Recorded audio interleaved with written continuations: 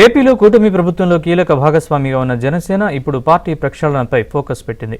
100% strike రేట్ని భవిష్యత్తులోనూ కొనసాగించేలా master plan సిద్ధం చేస్తున్నారు పవన్ కళ్యాణ్. గ్రామస్థాయి నుంచి రాష్ట్ర స్థాయి వరకు కమిటీల కసరత్తు ముమ్మరమైంది. మరి మే నెలాఖరులోపు రాబోతున్న ఆ కొత్త టీం ఎలా ఉండబోతోంది?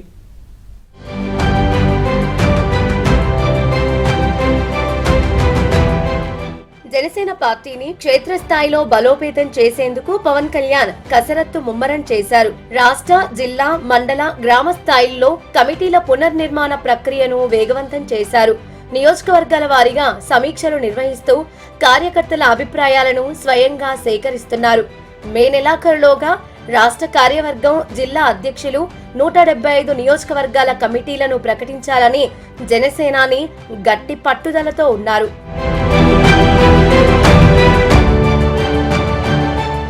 నెల్లూరు, ప్రకాశం, గుంటూరు, కృష్ణా, విజయనగరం, శ్రీకాకుళం వంటి కీలక జిల్లాలపై అధినేత ప్రత్యేక దృష్టి సారించారు. కేవలం పై స్థాయి నాయకులకే పరిమితం కాకుండా కింది స్థాయి క్యాడర్ ఇచ్చే నివేదికల ఆధారంగానే నియామకాలు జరపాలని స్పష్టమైన ఆదేశాలిచ్చారు. పాత, కొత్త నాయకుల మధ్య సమన్వయం కుదుర్చుతూ సమర్థులైన వారిని ఇన్ఛార్జీలుగా ఎంపిక చేసే ప్రక్రియలో పవన్ నిమగ్నమయ్యారు.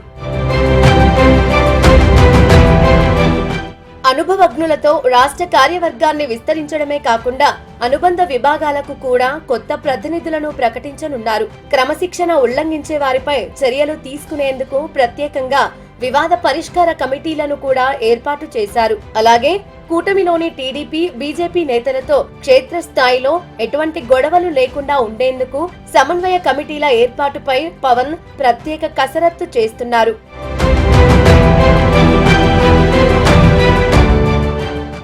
వచ్చే వారం నుంచి విడతల వారీగా ఈ కమిటీల ప్రకటన వెలువడనుంది.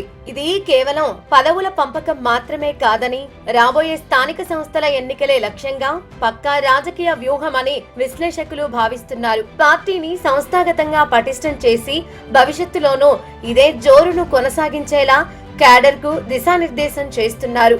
మరి ఈ కొత్త కమిటీలు జనసేనను వచ్చే ఎన్నికల్లో ఏ స్థాయికి తీసుకెళ్తాయో చూడాలి.